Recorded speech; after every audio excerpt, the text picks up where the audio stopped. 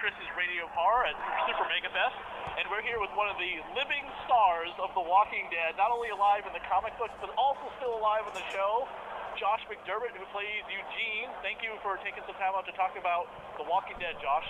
Yeah, and I'm alive in this interview, so you got the trifecta. How is it working on such a high-profile show like The Walking Dead? What's some of your opinion?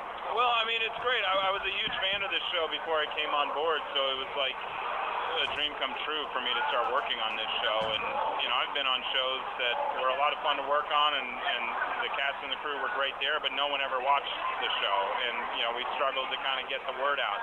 With The Walking Dead, it's completely on the opposite spectrum. So to have that kind of fan base already built in before I even stepped into this role was pretty magnificent. I thank baby Jesus every day, man. It's a life-changing experience. It's been great. On The Walking Dead, you just happened to mention Jesus. On The Walking Dead, they've recently gotten a bit religious with the show. In the Walking Dead universe, I mean, do you think there really is a God for the dead to rise like it is and hell is coming?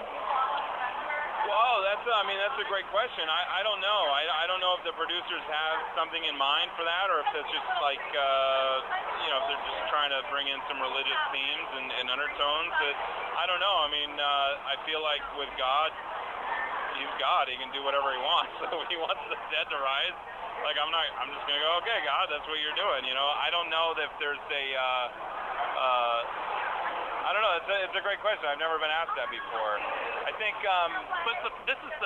it's been this past season that religion really came into the show with the addition of the priest character.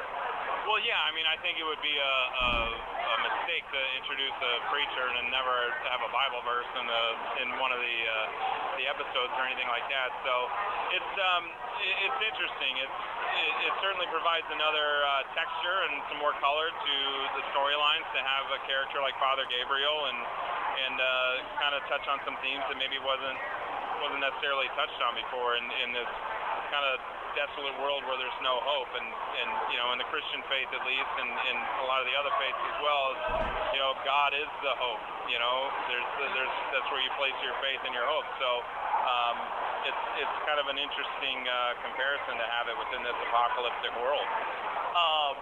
Have you read every issue of the comic book? No, I have not. I'm like 10 issues behind. What do you think of the upcoming show Fear the Walking Dead? It's great. I mean, I think the Walking Dead universe is expanding, and I'm glad it's coming from the brain of Robert Kirkman as well, instead of someone else trying to do that. And we're all one big happy family, so I'm excited for that. Plus, if people say, I can't wait till October, I need my Walking Dead fix. Well, now they're going to be able to get their Walking Dead fix. I own every season of that show, man.